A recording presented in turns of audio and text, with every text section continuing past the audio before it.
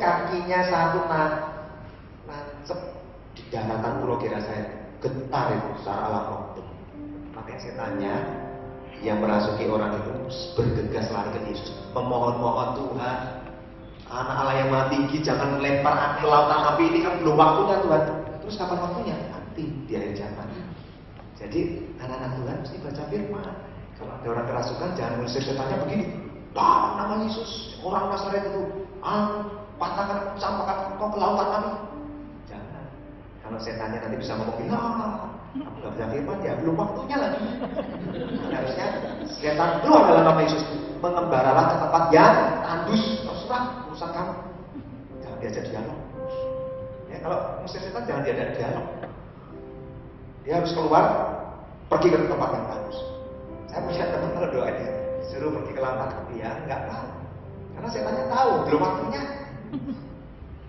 Benar nggak Bang? Kita kan diberi kuasa, apa yang kita ikat di bumi terikat di surga, yang kita lepaskan di bumi terlepas di surga. Jadi kalau instruksinya keliru ya nggak pergi. Penting setan itu tahu pakai firman, makanya dia coba Tuhan Yesus kan pakai firman. Ada tertulis tentang engkau, anak Allah, jika engkau jatuhkan di hubungan baik Allah ini, Allah akan mengirimkan malaikat turun Allah. Dia baca firman, tapi Tuhan juga bilang di tangki juga pakai firman. Ada tertulis, jangan coba Tuhan. Nah kalau anak Tuhan nggak pernah baca firman, bagaimana nih Bapak Ibu? Ya, dan jarang berdoa, baca firman, ya, menjadi sasaran empuk iblis. Salah satu dari 7 perlengkapan senjata Allah. Nah, Bapak Ibu tahunya 6 atau 7 nih, coba. Saya mau tanya, ada yang bilang perlengkapan senjata Allah 7, ada yang bilang 6. Ada 7 Bapak Ibu. 6, pertama apa? Berikat pinggangkan kebenaran, berbaju sirah keadilan. Kemudian apa? Ketopong keselamatan. Kemudian kasut kerelaan memberitakan Injil, udah 4 ya. Terus apa lagi? Yang kelima, ada yang kurang. Berikat pinggangkan kebenaran, baju sirah keadilan, ketopong keselamatan, pedang, kasut kerelaan memberitakan Injil, sudah keberapa? 4 kali? 4. perisai. Perisai iman. Tadi yang ketiga misalnya. Ya, perisai iman berarti sudah 5 kan. Yang ke-6 pedang Roh, yaitu firman Allah. Jadi orang yang nggak baca firman, nggak perlengkap senjata nggak lengkap. Kan katakan pedang roh itu firman. Jadi kalau mau memerangi setan, perkatakan firman. Kalau perkataan firman ya harus sesuai. Nah yang ke-7 apa? Nah ini yang penting nih, yang ke-7 ini yang sering kita gunakan untuk doa peperangan rohani. Ayat yang ke-18 dibacakan yang ini. Efesus 6 ayat 18. Inilah senjata perlengkapan Allah yang ke-7. Efesus 6 ayat yang ke-18. Dalam segala doa dan permohonan, berdoa setiap waktu di dalam roh dan berjaga-jagalah di dalam doamu itu dengan permohonan yang tak putus-putusnya untuk segala orang kudus. Amin. Berdoa setiap waktu di dalam roh. Bayangin Bapak. Kalau kita belum dipenuhi oleh Roh Kudus, pasti kebingungan gimana caranya berdoa dalam roh. Makanya penting Bapak Ibu dipenuhi Roh Kudus. Karena disuruh berdoa setiap waktu di dalam roh. Tadi kita sudah belajar ya. Berdoa di dalam roh tadi kan sudah belajar, berdoa dengan akal budi, sudah berdoa dalam roh seperti itu. Tapi disuruh setiap waktu, ditambah berjaga-jaga di dalam doa. Jadi udah berdoa setiap waktu dalam roh, plus berjaga-jaga di dalam doa, plus lagi doa yang tak putus-putus. Apa ini maksudnya? Ya doa peperangan roh. Itu anytime, anywhere, ketika Anda dapat alertnya Roh Kudus, kami. Saya selalu seperti itu. Saya masuk di satu tempat, sebelum pelayanan atau masuk pergi kemana, saya berbaca. Berarti saya tahu ada sesuatu yang Tuhan mau kerjakan. Gak selalu terus dibilang makar ya. Pokoknya kita harus selalu mengikuti keinginan Roh. Tiba-tiba berbahasa aja. Mulai makanya. Kita nggak tahu. Berdoa, berjaga-jaga setiap saat. Bisa jadi kita diluputkan dari marah bahaya karena kita sedang melakukan doa peperangan rohani. Doakan seperti itu Bapak Ibu, untuk keselamatan jiwamu dan keselamatan seluruh keluargamu. Anda perlu melakukan doa peperangan rohani. Apalagi kalau Anda tahu bahwa ada kutuk nenek moyang yang mengikatnya, ada berhala di rumah, kemudian Anda pernah dikwepan, Anda Anda pernah diramal, kemudian Anda tahu bahwa anakmu pernah kena dalam narkoba atau pernah kena dalam pornografi. Itu ada roh-roh yang mengikat. Ketika anak itu sudah diusir, setan itu sudah diusir dari tubuh seseorang. Ingat Bapak, dia selalu mengembali dan ingin kembali lagi. Ketika diketahui bahwa rumah itu kosong, tidak ada yang tinggal. Artinya setan begitu diusir, dia kan sudah betah tinggal di diri seseorang. Kalau dia diusir, ya dia taat sama yang usir, punya otoritas. Tapi setan itu mengembali dan menunggu kapan waktu yang tepat masuk lagi. Nah, celakanya kalau masuk nggak sendirian, bawa berapa? 7 yang lebih jahat lagi. Dan salah satunya adalah roh maut. Saya beritahu Bapak, hati-hati. Kalau nggak berjaga-jaga, Tuhan beritahu berjaga-jaga senantiasa. Saya nggak tahu, saya ngomong seperti ini kalau memang ada di tempat ini ya, yang mungkin anaknya atau siapa yang mengalami seperti itu, Anda harus lebih kuat lagi berdoa sungguh-sungguh. Ya. Salah satu anak rohani saya yang ikut pelayanan saya di tempat ini 16 kali mengalami 2 pelepasan, dan sekali pelepasan nggak main-main, puluhan ribu roh jahat yang dari tubuh, setengah mati, diserang. Nah, puji Tuhan sampai sekarang sudah benar-benar relatif sembuh, clean rohnya, dan terus membangun manusia batin di area jiwa. Jiwa itu kan isinya pikiran, tekad, perasaan itu yang harus diselaraskan dengan firman Tuhan supaya menjadi serupa Kristus. Amin. Suatu hari waktunya tepat, nanti dia bisa kesaksian di sini. Seorang yang latar belakangnya begitu mengerikan dan memilukan, tapi Tuhan bisa membantu.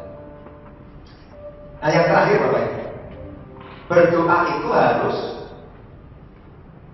disertai dengan, kalau tadi udah doa siapa, doa peperangan rohani, yang terakhir disertai dengan bahasa roh. Jadi Bapak Ibu, tempat ini nanti harus rindukan. Kok belum dapat bahasa roh? Nanti rindukan, Tuhan pasti beri. Karena yang bisa membaptismu dengan baptisan Roh Kudus dengan tanda berbahasa roh.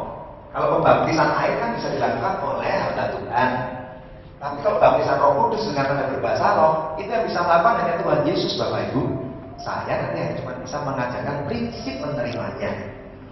Bahkan baptisan Roh Kudus dengan tanda berbahasa roh, berbahasa lidah, berbahasa surga itu sama. Itu tidak ada lesnya. Ya, kalau ada yang bilang tempat sana ada tempat kursusan, udah nggak usah ke sana. Ada aja itu nggak benar. Itu instan seketika juga diberikan oleh Roh Kudus kepada. Ya sudah, jangan pernah ngiri. Temanku bagus bahasanya, kok aku kakak kok dia kayaknya keren sih. Ya sudah, karena itu di kantor. Jangan malu. Karena Roh Kudus itu roh yang lembut. Roh Kudus itu kan rohnya Tuhan Yesus sendiri. Bagaimana dia memberikan rohnya yang kudus kepada kalau aku pertama ragu, makanya tidak pernah terima baptisan Roh Kudus. Harus bilang Tuhan, aku haus, aku mau percaya, ampuni aku Tuhan. Kalau aku pernah nggak percaya, aku pernah medekin temanku bahasa roh, aku anggap dia sesat, bahasa setan, ampuni aku Tuhan. Kalau Anda masih pernah berpikir seperti itu, selamanya Anda akan pernah dapatkan anugerah yang terbesar berkat yang aku sayang, yaitu Anda dibaptis oleh Roh Kudus. Karena Yesus sendiri yang memberikan, Yesus sendiri yang membaptis. Makanya dia bilang begini, lebih baik aku pergi kepada Bapa supaya janji Bapa itu diberikan kepadamu, yaitu seorang roh penghibur, roh penolong yang akan memberimu kekuatan. Jadi kalau kita ragu ya nggak diberi. Ya, jadi hidup berkristenan kita jangan berhenti hanya percaya Yesus Bapak. Ini nanggung sampai mengalami transformasi lahir baru. Terus dipenuhi oleh Roh Kudus dengan cara berbahasa roh. Terus apa? Berjalan dengan kuasa roh. Harus sampai fase ini, berjalan dengan kuasa roh. Melalui apa? Doa syafaat dan puasa. Wow, Bapak Ibu ini perlu bersharing. Ya, karena tadi baru bahas satu ayat. Apa saja yang kamu minta dalam doa dengan penuh kepercayaan, maka kamu akan menerima. Ini baru bahas tentang apa saja loh Bapak Ibu sudah sangat sembilan. Yang kedua saya kebut ya, yang kamu minta. Yohanes 16 ayat 24. Sampai sekarang kamu belum meminta sesuatu pun dalam namaku. Mintalah maka kamu akan menerima supaya penuhlah sukacitamu. Ya, ini pewahyuan yang kata-kata yang kedua yang kamu minta. Sampai sekarang kamu belum meminta sesuatu pun dalam namaku, mintalah maka kamu akan menerima, supaya kamulah sukacitamu. Nah, seringkali kita tidak menerima apa-apa karena kita memang belum meminta apa-apa kepada Tuhan. Nah, coba dicek. Kamu kok nggak pernah dapat apa-apa dari Tuhan? Nah, coba dicek pernah minta. Belum, ya minta. Tapi janjinya Tuhan. Ya, Yohanes 16 ayat 24. Tuhan berkata, mintalah maka kamu akan menerima. Sudahkah Anda memintanya? Namun demikian Bapak Ibu, mungkin ada di antara kita yang sudah meminta dan berdoa, tapi belum menerima apa-apa dari Tuhan. Mengapa? Tadi sudah dijawab ya. Oleh karena motivasi dan cara kita berdoa yang salah. Memuaskan hawa nafsu, berbele-bele, salah alamat, yang memuaskan kedagingan kita. Oleh sebab itu, penting bagi kita untuk tahu doa dengan cara yang benar, motivasi doa yang benar, yaitu hanya untuk menyenangkan Tuhan saja. Nah, cara berdoa yang benar dan berkenan di hadapan Tuhan itu adalah berdoa di tempat yang tersembunyi, maka Tuhan akan menjawabnya di tempat yang terbuka. Maksudnya apa, Bapak? Cari tempat yang private, yang Bapak Ibu bisa intim dengan Tuhan dan lakukan tadi isi doa yang saya jelaskan. Ada ungkapan syukur, ada penyembahan, ada doa syafaat, ada doa peperangan rohani, ada bahasa roh. Itu lakukan yang minimal 1 jam. Nanti ketika Bapak Ibu mencari Tuhan di tempat tersembunyi, gak banyak orang tahu, jangan kaget, akan muncul Petrus di depan. Nanti Bu Sylvia akan bingung dulu itu si Joko itu kayaknya biasa-biasa aja ya. Sekarang luar biasa ya. Kayaknya pelayanannya makin semangat, orangnya makin berbegu, pelayanannya dahsyat, pemenangan jiwanya luar biasa, bahkan bisa bawa banyak jiwa, memulihkan banyak orang, pelayanan disertai dengan kuasa Roh Kudus. Bukan Jokonya yang hebat, Jokonya yang rindu cari Tuhan, berlama-lama dengan Tuhan. Maka Tuhan juga nggak segera, maksudnya Tuhan ini nggak tahan untuk segera memberikan kuasanya. Karena ditawari dikatakan demikian, mata Tuhan itu menjelajah ke seluruh bumi, hendak mencurahkan kuasanya, kekuatannya kepada orang yang bersungguh-sungguh hati kepadanya. Nah, orang bersungguh-sungguh hati ditemukannya di mana? Oh, Tuhan mencari seluruh bumi ini. Anda akan ditemukan, oh Joko sedang berdoa, Ibu Nancy sedang berdoa, Bu Ingrid sedang berdoa, Bapak David sedang berdoa, dan dia bersungguh-sungguh hati. Oke, aku berikan kekuatan kuasa menyertai hidup. Akan diorbitkan orang-orang yang dipakai Tuhan luar biasa dari tempat ini. Amin, Bapak Ibu. Amin.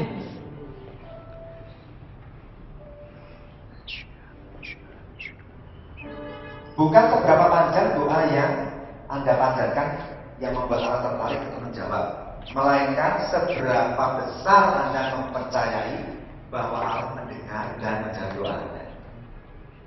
Sebab bagi Dia yang dapat melakukan jauh lebih banyak dari yang Anda doakan dan pikirkan. Yang ketiga, tadi apa saja yang kamu minta dalam doa dengan penuh percaya. Dalam doa yang penuh percaya ini, maksudnya apa? Kenapa kok harus berdoa dengan penuh percaya? Karena di balik doa yang penuh percaya mengandung rahasia kuasa Tuhan yang besar dan mendatangkan mujizat Tuhan. Ya, Bapak Ibu sabar ya, pengajarannya memang padat, tapi kalau saya berhenti rugi Bapak Ibu, karena nanggung. Kita baca di 1 Raja-Raja 18 ayat 41 sampai 42. Saya bacakan biar cepat ya. Kemudian berkatalah Elia kepada Ahab, pergilah, makanlah dan minumlah, sebab bunyi derau hujan sudah kedengaran. Lalu Ahab pergi untuk makan dan minum, tetapi Elia naik ke puncak gunung Karmel, lalu ia membungkuk ke tanah dengan mukanya di antara kedua lututnya. Kemudian Yakobus 5 ayat 17. Elia adalah manusia biasa, sama seperti kita, dan ia telah bersungguh-sungguh berdoa supaya hujan jangan turun, dan hujan pun tidak turun di bumi selama 3 tahun dan 6 bulan. Wow, luar biasa. Mengapa Tuhan menjawab doa Elia dengan begitu nyata, Bapak Ibu? Padahal dikatakan apa? Elia manusia biasa. Jadi Bapak Ibu jangan salah baca Alkitab. Hebat ya Elia bisa membuka langit, mengirimkan api, menyambar pohon berbakaran, membuat langit tidak menurunkan hujan 3,5 tahun, membuat langit menurunkan hujan. Oh, dasar bener ya, Elia luar biasa sih. Kan tadi Yakobus 5 ayat 17 dikatakan Elia manusia biasa, sama seperti Anda, sama seperti kita. Kenapa dia begitu dahsyat doanya. Mengapa Tuhan menjawab doa Elia dengan begitu nyata? Satu, karena Elia berdoa dengan penuh kebulatan hati. Tidak ada sedikit pun ragu dalam berdoa. Nah, Tuhan menganggap doa Elia dengan serius karena doa Elia ya dengan penuh kebulatan hati. Sementara Raja Ahab pergi makan, Elia melewatkan hidangan raja demi berada di posisi yang lebih mulia, yaitu membungkuk ke tanah dengan mukanya di antara kedua lututnya hingga sesuatu terjadi. Susah, Bapak. Siapa di sini badannya lentur? Saya nggak bisa, Bapak Ibu. Berlutut di antara, menunduk, membungkuk di antara. Susah loh, Bapak Ibu. Kita suruh berdoa berlutut aja nggak tahan berlama-lama.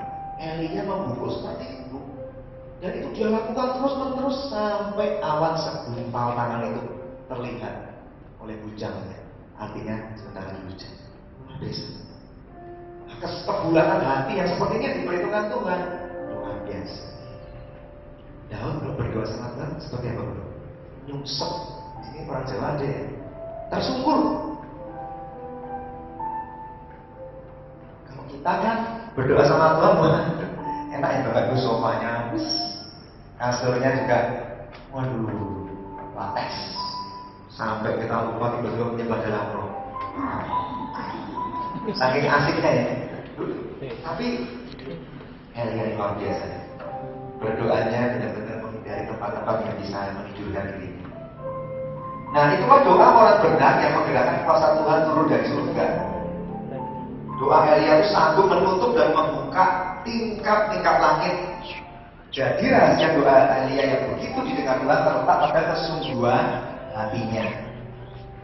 Yang kedua, apa kok dijawab Tuhan doa Elia? Karena Elia tidak datang ke hadirat Tuhan dengan mental coba-coba. Adalah coba siapa tahu siapa. Enggak. Dia benar-benar berbulat hati, tekadnya satu, pokoknya harus Tuhan jawab. Nah, biasanya, karena dia tahu hati Tuhan, jadi dia benar-benar push, pray until something happen. Tapi selaras dengan kehendak Tuhan. Jadi nggak bisa Tuhan berkata tidak, pasti dijawab. Nah, kita pun harus datang dengan penuh iman bahwa Tuhan sanggup mengerjakan apa yang tidak pernah dilihat oleh mata kita. Kesungguhan doa kita dapat mengaktifkan kuasa Roh Kudus untuk bekerja.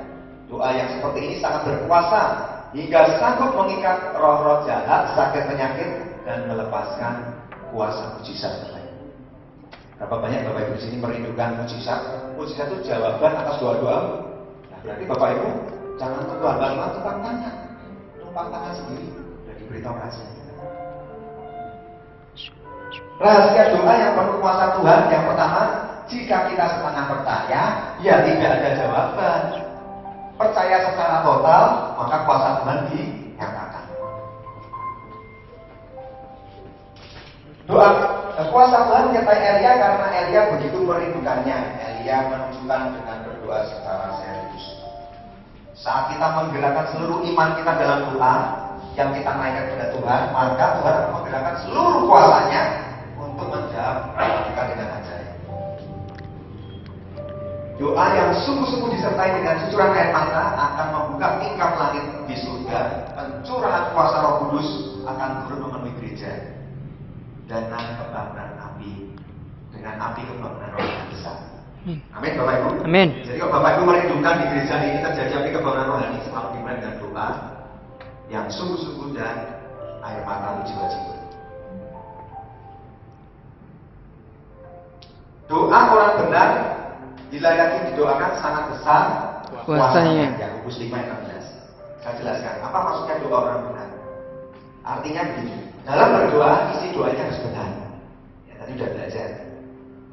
Yang kedua, dalam berdoa Anda harus memiliki kehidupan rohani yang benar di hadapan Tuhan. Pikiran, perkataan, sikap, perbuatannya menyenangkan hati Tuhan. Makanya itu efek besar kuasanya.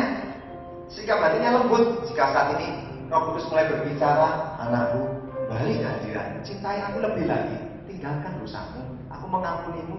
Kau nggak merasa layak, kau sudah mampu meninggalkan aku melayakkan hidupmu, aku mengasihi. Nah, jangan kerahkan hatimu, jangan bilang begini Bapak Ibu. Besok aja deh, minggu depan itu suara setan menarik untuk tidak mengalami kairos Tuhan. Banyak orang yang sudah terima hal seperti ini, Dia nggak mau masuk ke kairosnya Tuhan. Malam ini kairos Tuhan buat Bapak Ibu semua. Karena mau dibangkitkan pendoa syafaat yang radikal di tempat ini. Amin. Jangan kita abaikan suara Roh Kudus itu. Jangan kita seolah-olah menundanya. Kan masih ada waktu. Gak harus melalui hamba Tuhan itu. Nanti hamba Tuhan yang lain kan bisa. Ya kalau ada kesempatan Bapak Ibu. Nah, kita nggak pernah tahu Bapak Ibu. Jam kehidupan kita ini kan jalan terus. Tik tok tik tok tik tok tik. Siapa yang tahu jam kehidupan itu detiknya berhenti? Ada yang tahu loh Bapak Ibu. Jadi kalau masuk dalam kairos Tuhan, manfaatkan segera. Lari ke hadiratnya. Alami Tuhan, alami lawatannya. Jangan ditunda. Yang terakhir, ini betul-betul yang terakhir Bapak Ibu. Ya biar nanti Bu Sita diomelin. Bu, lain kali jangan tunda lagi Bu. Kenapa? Lama korbannya. Biarin saya ambil resiko itu. Soalnya tadi saya juga datang 1 jam lebih awal, saya nunggu Bapak Ibu loh. Yo, ya kan? Gak bercanda ya. Kan kita gak boleh ada dendam di antara kita ya. Cuma tadi saya ikut gelisah karena berpikirnya juga gelisah. Kok gak naik-naik? Kita mimpin pujian, kita berimajinasi di sini ada 60 orang. Oh, luar biasa ya. Jadi saya ikut ketularan Bapak Ibu sedikit galau tadi karena yang nyanyi udah galau. Saya bisa merasakan sih di tempat ini paling Bu Mercy semakin yang naik. Yang lain kemana nih? Mau ngajak bangkit berdiri ya yang bangkit gitu lagi ya. Ya jadi kalau kita nggak lama dikit ya Bapak Ibu harus sadar ya. Ini sudah terakhir Bapak Ibu. Karena pewahyuan Tuhan disampaikan, saya di marahin Tuhan. Oh kamu nggak sampaikan hanya tentang takut sama manusia. Nanti kamu nggak takut sama Bapak Tuhan kan? Jadi lama sedikit. Nanti Bapak Ibu yang gara-gara saya lama terus komplain terus aku lapar nih gara-gara kok banyak lama. Nanti saya minta Bu Silvi yang terakhir ya, bukan saya Bapak Ibu. Yang keempat, tadi apa ayat masnya? Apa saja yang kamu minta dalam doa dengan kepercayaan kamu akan menerimanya. Ya sudah ketiga ya belajar. Yang keempat, kamu akan menerimanya. Nah ini benar-benar bagus. Kita baca di Markus 11 ayat 24 sampai 25. Ini penting sekali karena sudah bicara menerima. Kamu akan menerimanya. Markus 11 ayat 24 sampai 25. Silakan nanti. Markus yang ke-11 ayat yang ke-24 sampai ke-25. Karena itu aku berkata kepadamu, apa saja yang kamu minta dan doakan, percayalah bahwa kamu telah menerimanya, maka hal itu akan diberikan kepadamu. Dan jika kamu berdiri untuk berdoa, ampunilah dahulu sekiranya ada barang sesuatu dalam hatimu terhadap seseorang, supaya juga Bapamu yang di surga mengampuni kesalahan-kesalahanmu. Amin. Apa saja yang kamu minta dan doakan, percayalah bahwa kamu telah menerimanya. Garis bawahi kata telah. Maka hal itu akan diberikan kepadamu. Coba saya ulangi ya. Ini kata-kata luar biasa pewahyuan. Apa saja yang kamu minta. Tapi mengenai apa saja dan kamu minta, Bapak Ibu sudah belajar. Apa saja yang kamu minta dan doakan, percayalah. Kata-kata percayalah kan tadi ada hubungannya dengan doa yang penuh kepercayaan. Sudah belajar juga. Tapi percayalah bahwa kamu telah menerimanya. Maka hal itu akan diberikan kepadamu. Jadi ada dua kata ini yang bertolak belakang. Suruh percaya bahwa telah menerima, maka hal itu baru akan diberikan. Artinya apa nih Bapak Ibu? Artinya gini. Ketika kita berdoa, kita harus klaim dulu, kita imani dan kita aminkan secara konsisten, terus-menerus, tak putus-putusnya. Dan kita selalu bilang dengan Tuhan, setelah berdoa, Tuhan aku percaya, aku terima dengan iman dalam nama Yesus. Janji buat aku bilang, aku percaya, pasti kau benar. Amin. Padahal secara kasat mata, secara kenyataan, Anda belum terima. Apa yang sekarang berdoakan? Kesehatan, masalah rumah tangga, apa saja yang kamu doakan? Ini rahasia. Terima dulu secara alam roh. Aku terima Tuhan. Ketika Tuhan tahu bahwa kita sudah betul-betul percaya di alam roh untuk menerimanya, nggak ada keraguan, sudah disempol sama Roh Kudus, diimani dan diaminkan. Setiap kali Anda berdoa, tidak pernah ngomong Tuhan, ini sudah doaku yang ke-100 sekian kali. Tapi kau tak pernah menjadi. Jangan pernah ada kata-kata seperti itu. Percaya.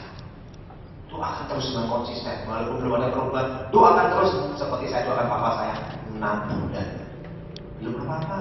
Dia pernah kesaksian 12 tahun doain suaminya berubah. Saya baru 6 bulan. Itu kairosnya Tuhan, makanya jangan sampai ada kairos Tuhan Bapak Ibu gak dapat mungkin. Ya, jadi percayalah bahwa kamu telah menerimanya itu diterima di alam roh. Anda membayangkan betapa indahnya Tuhan sudah menerima jawaban, anakku disembuhkan Tuhan, padahal dokter sudah memvonis gak ada harapan, anak-anak akan darah leukemia. Aku percaya aku mau sembuhkan Tuhan. Apa saja kau doakan, percayalah bahwa kamu telah menerima. Maka hal itu akan diberikan kepadamu, akan menjadi kenyataan. Karena Tuhan gak tahan menampung air mata di kirbatnya. Dia akan katakan berikan menjadi kenyataan dalam hidup. Amin Bapak Ibu. Amin. Ini harus diklaim, ini penting sekali. Nah yang kedua, dan jika kamu berdiri untuk berdoa, ampunilah dahulu sekiranya barang sesuatu di dalam hatimu terhadap seseorang. Artinya kita kalau mau doa-doa kita tidak ada halangan, tidak ada hambatan, lepaskan pengampunan Bapak. Saat ini juga Roh Kudus berbicara di hatimu untuk melepaskan pengampunan kepada seseorang, pada pemimpinmu, pada rekan pelayanan, pada suamimu, istrimu, anakmu, mertuamu, pada teman di kantor, siapa saja. Roh Kudus berbicara, bersihkan hati. Karena tadi kita sudah menyanyikan Bapak, bahwa hati ini kuberikan sebagai korban syukur. Cuman hati Tuhan yang aku punya, jangan dikotori Bapak. Lepaskan pengampunan. Beri pengampunan itu gak sulit Bapak, justru membawa keuntungan yang besar bagi hidup. Saya tahu Bapak, betapa sakitnya kalau kita disakiti sama orang yang terdekat kita. Tapi kalau kita tidak mau melepaskan pengampunan, itu yang menjadi hambatan untuk doa-doa bisa Tuhan. Amin Bapak Ibu. Amin. Mari saya dan kami berdiri.